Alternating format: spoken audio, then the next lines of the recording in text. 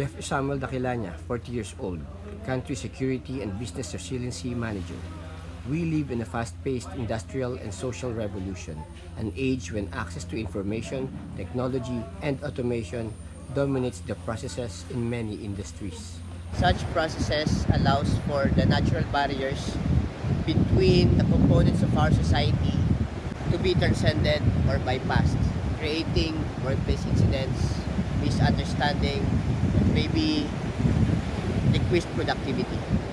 This situation greatly impacts our society today, especially the young Filipino workforce in BPOs, MNCs, and tech companies, as these institutions opens to scarcely regulated influences of globalization and introduction to the open culture. I truly feel that the young workforce are not adapted to these situations, or they are finding it hard to cope up with the fast introduction of new, different cultural and moral perspectives.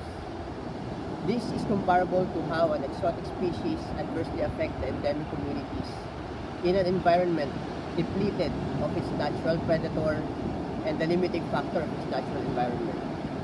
If these things remain unchecked, it might cause some permanent and irreversible damages. I hope to address this by strengthening and reviving important Filipino culture and our core value systems through trending and modern approaches such as introduction to behavioral mobile apps and gamification, or through social mobilization creating a subculture that harmonizes our own culture and the culture that is being introduced right now.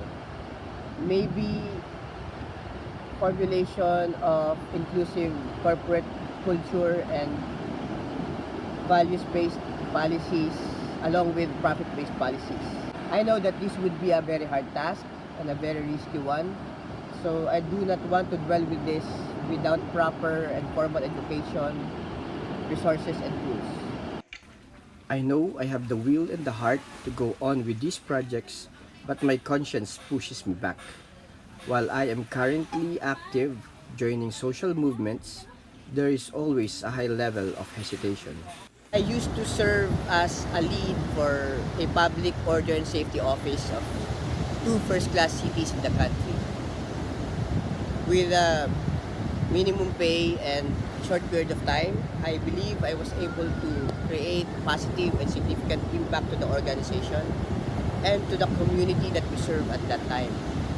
I attribute this success to the combined long professional education and experience I had when I was in the military and the private security sector. You know, if you have this professional education, solutions and options to solving problems just come in handy. Serving the government and my own community had always been very rewarding and fulfilling. I believe that my past endeavors highlighted the possibilities that we might end up hurting a person, a relationship, or a living community in the pursuit of our passion to drive a positive and sustainable change, just because we let go of that opportunity to learn how to approach the issues the proper way. I dream that someday I would go back with my advocacies to the communities which I might have impacted, whether positively or negatively. But this time, I leveled up my game.